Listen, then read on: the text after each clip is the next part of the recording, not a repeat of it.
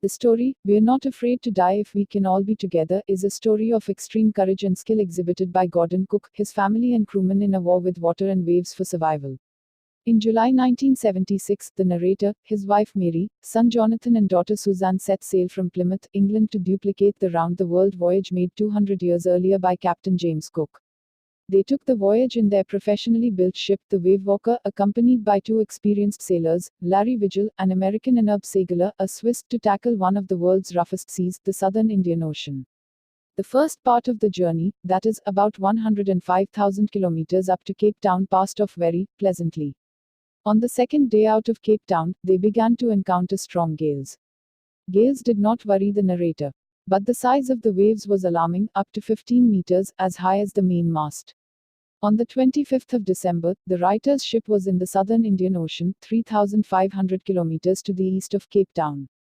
The family celebrated their new year on board the ship. At dawn on January 2nd, the waves were gigantic. Unfriendly weather and gigantic waves compelled the sailors to slow their speed, drop storm jib, and take other precautions. The danger was so obvious that the sailors completed life raft drill, attached lifelines and life jackets. Suddenly at 6 p.m., a tremendous explosion shook the Wavewalker and the author was thrown overboard. The ship was about to capsize when another gigantic wave hit it, tossing it upright once again. The author was thrown back onto the deck, his head and ribs smashing against the walls.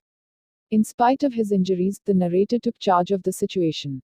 Somehow he found the wheel, lined up the stem for the next wave, and hung on till Mary appeared and took charge of the wheel. Larry and Herb started pumping out water like madmen. The whole starboard side bulged inwards.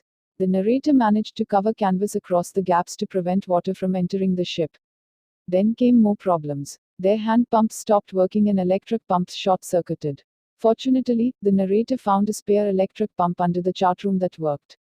The entire night was spent in pumping, steering, repairing, and sending radio signals. The narrator checked charts and calculated that Amsterdam, a French scientific base, was their only hope. Sue and John were injured, but they said that they were not afraid to die if they could all be together. Sue's head was swollen and she had a deep injury. The narrator became more determined seeing his children's courage.